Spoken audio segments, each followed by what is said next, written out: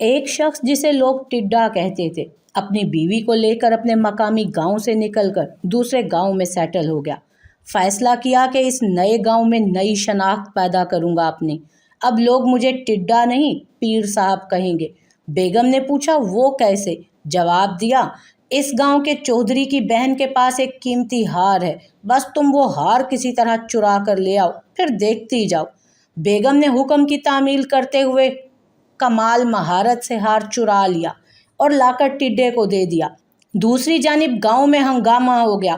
ہار کی چوری کی خبر جنگل میں درختوں کی طرح پھیل گئی۔ ٹڈے نے اپنی بیوی کو کہا کہ جاؤ جا کر چودھری کی بہن کو بتاؤ کہ میرا خاوند بہت بڑا بزرگ ہے، لوگوں کی گم شدہ چیزیں برآمد کر لیتا ہے۔ اس بات پر چودھری اپنے گھرانے اور گاؤں والوں کے ساتھ ٹڈے کے یہاں حاضر ہو گیا اور پیر صاحب سے کہا جی بتائیے کہ ہمارا ہار کہاں ہو سکتا ہے۔ ٹڈے نے راتوں رات ہار چودھری کے گھر کی چھت پر پھینک دیا تھا۔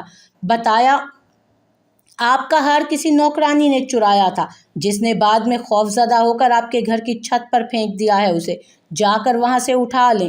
ہار ملنے کے بعد اس ابتدائی کرامت پر سارا گاؤں پیر صاحب کا مرید ہو گیا، مگر چودھری جو اندھوں میں کانا راجا تھا اسے پیر صاحب کھٹکنے لگے۔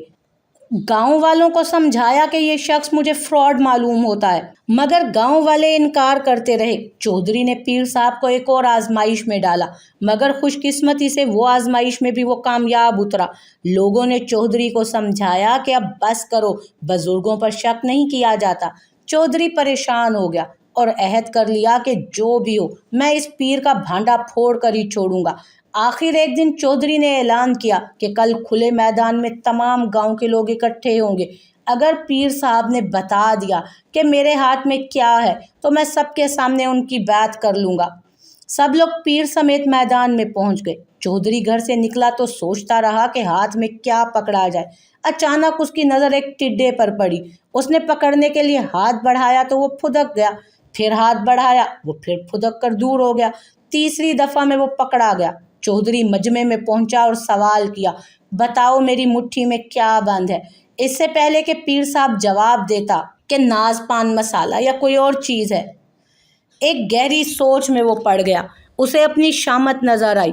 2 بار تو جیسے تیسے بچ گیا تھا، مگر اس بار بچنا ناممکن لگ رہا تھا، لہٰذا مایوسی میں آسمان کی طرف چہرہ اٹھایا اور اپنے آپ کو کوستے ہوئے بڑبڑانے لگا ہائے رے ٹڈے، پہلی چھلانگ پر تو بچ گیا تھا، دوسری چھلانگ میں بھی بچ گیا، مگر اب تیسری دفعہ تم گرفت میں آ ہی گئے۔